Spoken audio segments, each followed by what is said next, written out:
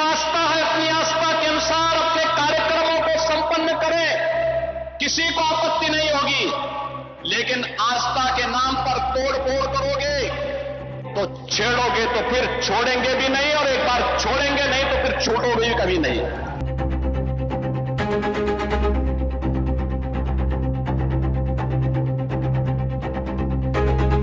UP में पर्व त्योहार के नाम पर बवाल भड़काओगे, सड़क जाम कर हंगामा मचाओगे, यूपी पुलिस को चुनौती देते नजर आओगे तो याद रखना छोड़े नहीं जाओगे। उत्तर प्रदेश की सत्ता पर बैठे योगी आदित्यनाथ की ये सीधी चेतावनी है जो अब चंद मुसलमानों को कायदे से समझ आने लगी है। यकीन नहीं आता तो लखनऊ की गलियों का हाल देख लीजिए। 19वें रमजान को हजरत अली की याद में विशाल गलीम का जुलूस निकला तो सब कुछ शांत था, न बवाल भड़का, न उपद्रव हुआ, न शासन प्रशासन को चुनौती दी गई, क्योंकि योगी आदित्यनाथ के साथ साथ उनके सिपाहियों की नजर चप्पे चप्पे पर थी। अब जरा कुछ दिन पहले का वो मंजर याद कीजिए जब ईरान के नेता खामेनेई की मौत पर यूपी की राजधानी लखनऊ में शिया समुदाय के कुछ लोगों ने मातम के नाम पर सड़कों को बंधक बना लिया था। बिना इजाजत प्रदर्शन, रेंगती हुई गाड़ियां और कानून को डेंगे पर रखने की वो हिमाकत उस वक्त सोशल मीडिया पर तमाम वीडियो आग की तरह फैल रही थी, जिसमें भीड़ ने सड़क जाम कर न सिर्फ बाकी लोगों को परेशान किया बल्कि पुलिस को भी जमकर चुनौती दी, वो भी तब जब होली का त्योहार था। इसीलिए उनका हक हिसाब भी लखनऊ पुलिस ने तुरंत ही कर दिया और इसी का नतीजा है कि उसके तुरंत बिल्कुल बाद तस्वीर बदलती नजर आई, क्योंकि साहब ये 2017 से पहले वाला उत्तर प्रदेश नहीं है जहां हुड़दंगियों को संरक्षण मिलता था। ये योगी का दौर है, यहाँ गर्मी तुरंत शांत कर दी जाती है। कुछ लोग हैं जिनको शांति अच्छी नहीं लगती, कल्याण अच्छा नहीं लगता, कल्याण अच्छा नहीं लगता। जब भी कोई हिंदू पर्व और त्योहार आता है उनको गर्मी आने लगती है और उनकी गर्मी को शांत करने के लिए हमें डेंटिंग पेंटिंग का सहारा लेना पड़ता है।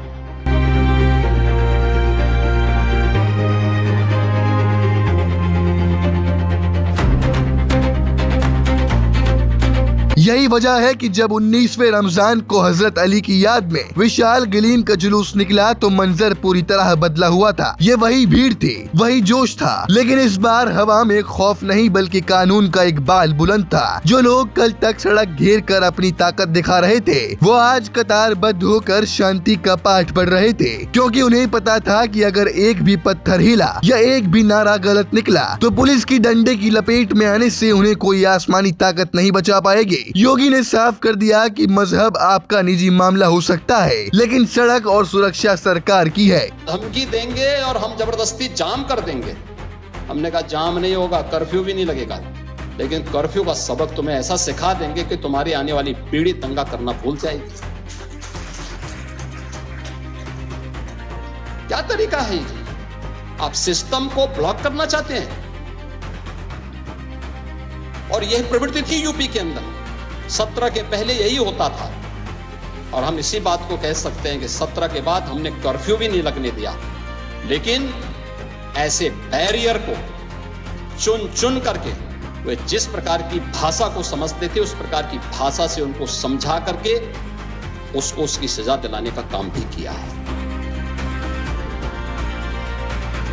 अब जरा इस सुरक्षा चक्र की गहराई को भी समझिए जिसे देखकर बड़े बड़े सूरमाओं के पसीने छूट गए। लखनऊ की सड़कों पर 25,000 से ज्यादा लोगों का जुलूस निकला तो ऊपर से पैनी नजर रखने के लिए ड्रोन कैमरे मंडरा रहे थे। मैदान में 10 एडिशनल एसपी, 32 डिप्टी एसपी और 1500 से ज्यादा जवानों की फौज तैनात थी। इतना ही नहीं, 12 कंपनी पीसी और 2 कंपनी RAF के जवान बुलेट प्रूफ जैकेट पहने सभी पर सख्ती से नजर रखे हुए थे। योगी सरकार ने इस बार कोई कसर नहीं छोड़ी थी। ATS की टीमें भी सादे कपड़ों में भीड़ के बीच मौजूद थी ताकि कोई भी संदिग्ध गतिविधि तुरंत दबोच ली जाए। छतों पर स्नाइपर्स और दूरबीन लेकर तैनात जवान हर खिड़की पर नजर रखे हुए थे जहां से कोई उपद्रव की आशंका ही नहीं थी। लगभग 3 किलोमीटर लंबे इस ऐतिहासिक सफर में कूफा मस्जिद से लेकर इमामबाड़ा सकी जैदी तक पुलिस ने वो घेरा बनाया कि परिंदा भी पर नहीं मार पाया। ये वही भाईजान है जो कल तक सड़क को अपनी जागीर समझ रहे थे। खामेनेई की मौत पर बवाल काट रहे थे, लेकिन आज योगी की पुलिस के इंतजामों के आगे नतमस्तक नजर आए। न कोई जाम लगा और न ही कोई शोर मचा, और साथ ही किसी राहगीर को अपनी गाड़ी मोड़नी नहीं पड़ी। इसे कहते हैं योगी मॉडल, जहां त्योहार की उमंग भी बनी रहती है और कानून का डंडा भी सर पर नाचता है। संदेश साफ है, अपनी आस्था से जुड़े काम घर पर करो या तय रास्तों पर, लेकिन अगर जनता के अधिकार छीनने या शहर की शांति भंग की तो फिर पुलिस की लाठी और बाबा का बुलडोजर दोनों तैयार हैं। धमकी देंगे और हम जबरदस्ती जाम कर देंगे।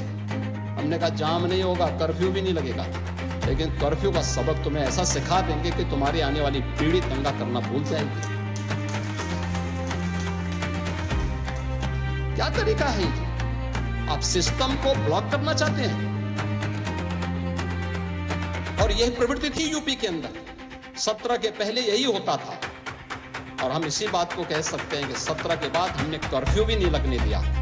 लेकिन ऐसे बैरियर को चुन चुन करके वे जिस प्रकार की भाषा को समझते थे, उस प्रकार की भाषा से उनको समझा करके उसको उसकी सजा दिलाने का काम भी किया।